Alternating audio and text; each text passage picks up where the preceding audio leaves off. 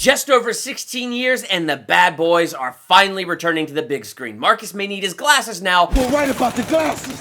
These are like HD. But Bad Boys for life. So is it a good movie? Is it worth checking out this weekend? Well, let's talk about it. And if you saw it, what did you think? Let's talk in the comments below.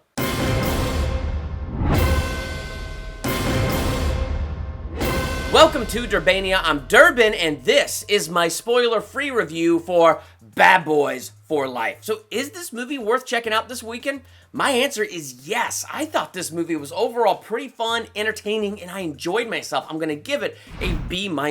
Now, me giving it a B- is kind of a big deal because I'd never seen any of these movies before ever. So I watched the first two for the first time about a week ago. So I have no childhood nostalgia connected to this, didn't grow up with them or anything. Watched it for the first time in my 30s, and honestly, yeah, I didn't really like the first one, and the second one was like marginally better. But as I got into this third movie, like I didn't have the highest of expectations, but I was just surprised by how much I enjoyed it. One of the first things I noticed, I could actually see the action. When there was a car chase, when there was a fight scene, when something super action-packed was going down, the camera wasn't shaking all that much. I could see what was happening.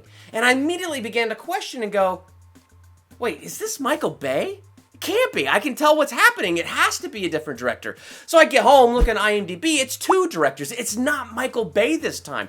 But here's like what's kind of interesting about that. These directors did a good enough job making it look kind of like, you know how the sky in that Michael Bay universe is yellow instead of blue and things like that. I mean, they did a good job taking things like that and making it feel like the universe. You know, in all of the movies, as soon as Mike Lowry and Marcus, when they fail, they have to stand up in slow motion as the camera spins around them. I mean, we even have moments like this in this movie. So it doesn't lose that feel of a Bad Boys movie because Michael Bay is not directing it. In fact, it retains that feel for the most part. But then while you're watching it, you're realizing, wow, the story's a little bit deeper. And the relationship like between Mike and Marcus, it's growing and it's more interesting.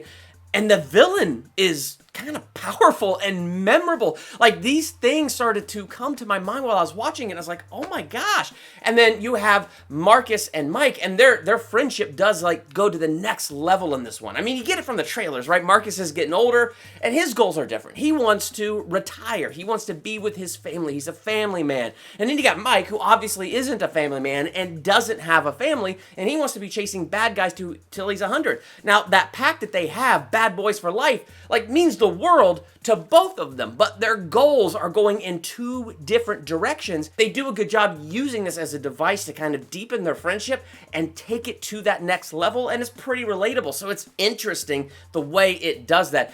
Something else interesting is there were like huge choices made in this film, like big surprises that I didn't even see coming. And, you know, here I am not even that much of a fan of the first two, and when these kind of surprises happen, I went, like, both times. Like, they were pretty bold decisions that kind of changed the course of things.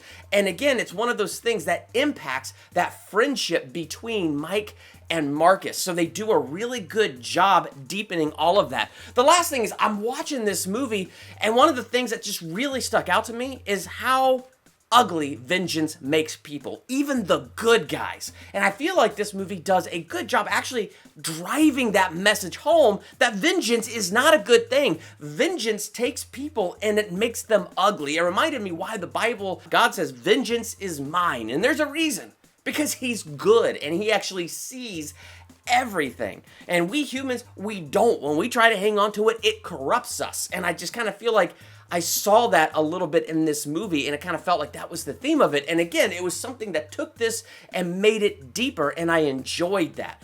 But it still has just a ton of that mindless, unrealistic action where it's like they should be dead, dead, coma, dead, dead, coma. But it's awesome. It's highly entertaining. It's a ton of fun. So if you're looking for a January movie, this January? I lost track of what I was saying. Well, I say it. If you're looking for a good January movie, a fun action film that does a good job honoring the past with Bad Boys, but also taking it further into the future, this is a good movie to see. It's got a lot of great mindless action. It's got great character development. Really, it's a lot of fun. I don't feel like I need to see it again anytime too soon, and I don't feel like I need to own it. But it was entertaining, and I really did enjoy myself while I was watching this movie. And if a friend invited me to see it again, like in the not too distant future, I'd probably go. I mean, I was entertained enough that it's something that I could probably do again. So I do think it's worth checking out on the big screen this weekend. If you saw Bad Boys for Life, B-, would you go higher or lower? Let's talk about that in the comments. While you're there, hit that subscribe button to become a Durbanian and hit the bell by the subscribe button so you're notified for the next time I do a movie review, a ranking video, theological analysis, or anything else like that I do here. I'm Durbin. Thank you so much for checking out Durbania.